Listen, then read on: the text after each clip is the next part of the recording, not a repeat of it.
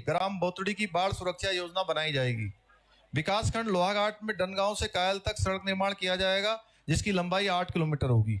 विकासखंड बाराकोट में सतुड़ा से सील तक लंबाई निर्माण कार्य किया जाएगा, जिसकी लंबाई 10 किलोमीटर होगी। मुख्यमंत्री पुष्कर सिंह धामी के घोषणा के बावजूद 2 साल के बाद भी अभी तक चंपावत के सीमांत डनगांव कायल सड़क का निर्माण नहीं हो पाया है। जी हां, लगभग 2 साल पहले मुख्यमंत्री पुष्कर सिंह धामी के द्वारा नेपाल सीमा से लगे दूरस्थ कायल गांव के ग्रामीणों की समस्या को देखते हुए डनगांव से कायल तक 8 किलोमीटर सड़क निर्माण की घोषणा की गई थी। सीएम धामी की घोषणा के बाद वर्षों से सड़क बनने की बाट जो रहे ग्रामीणों ने जश्न मनाया था। इस इलाके के ग्रामीण मोहन चंद्र पांडे और दूसरे गांव वालों ने बताया कि मुख्यमंत्री धामी की घोषणा के बाद लगभग 1 से 1.5 साल पहले वन विभाग, लोक निर्माण विभाग और राजस्व विभाग की टीमों के द्वारा सड़क का सर्वे तो कराया गया, लेकिन उसके बाद मामला सारा ठंडे बस्ते में चला गया। पांडे ने कहा कि सीएम की घोषणा हुए अब 2 साल का समय होने जा रहा है, पर अभी तक 1 इंच सड़क का निर्माण कार्य प्रारंभ नहीं हुआ है, न ही सड़क बनी। इस कारण इस क्षेत्र के लोग अपने आप को ठगा सा महसूस कर रहे हैं। गांव वालों ने कहा कि अगर सड़क निर्माण हो जाता तो 3 गांव की जनता को इसका फायदा मिलता। उन्होंने कहा कि आज भी इस क्षेत्र के भोजनी गांव के छात्र छात्राएं रोज 7 किलोमीटर पैदल चलकर जीआईसी रोसाल में पढ़ने जाते हैं। गांव में किसी के बीमार होने की स्थिति में ग्रामीण बीमार को डोली के सहारे 7 किलोमीटर पैदल चलकर मुख्य सड़क तक लाने में सफल हो पाते हैं। सड़क न होने का खामियाजा ग्रामीणों को कई तरह से भुगतना पड़ रहा है, पर विभागीय अधिकारी सर्वे करके सीएम की घोषणा को लगता है कि पूरी तरह से भुला चुके हैं।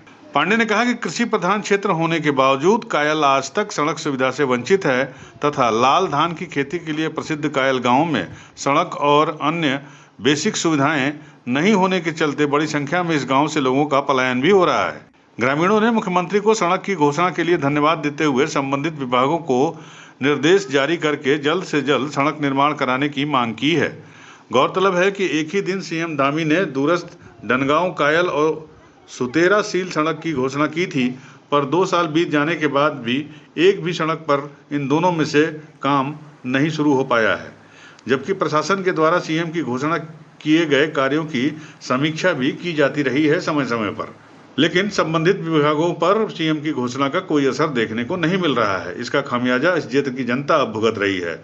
ग्रामीणों ने कहा कि एक और मुख्यमंत्री चंपावत को आदर्श जिला बनाने के लिए रात दिन एक किए हुए हैं, वहीं उनके विभागीय अधिकारियों के द्वारा मुख्यमंत्री की परिकल्पनाओं को पलीता लगाने का काम किया जा रहा है।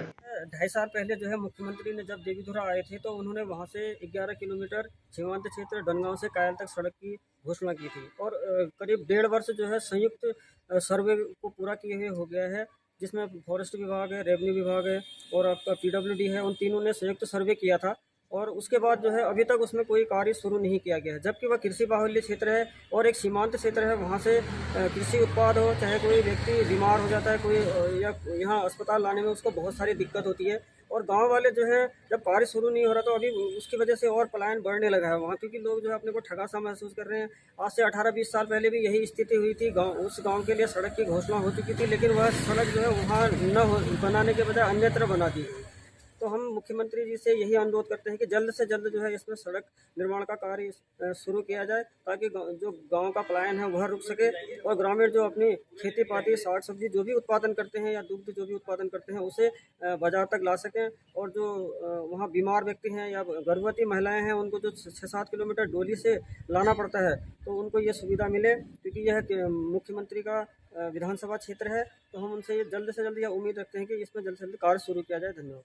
उधर लोक निर्माण विभाग के असिस्टेंट इंजीनियर राजेंद्र गिरी ने बताया कि विभाग ने सर्वे और अलाइनमेंट का काम काफी पहले कर दिया था और फाइल वन विभाग को भेज दी गई थी, लेकिन संभवतः वन विभाग ने अभी तक एनओसी नहीं जारी की है। लिहाजा कुल मिलाकर मुख्यमंत्री के जिले में ही सीएम की घोषणा के बाद भी ग्रामीणों को सड़क जैसी मूलभूत सुविधा नहीं मिल पाना अपने आप में ही काफी गंभीर मामला है। जाहिर है मुख्यमंत्री सीएम धामी को संज्ञान लेते हुए ग्रामीणों की समस्या का जल्द समाधान करवाना चाहिए, ताकि इन दूरस्थ क्षेत्रों से पलायन को रोका जा सके और कृषि और रोजगार को बढ़ावा दिया जा सके।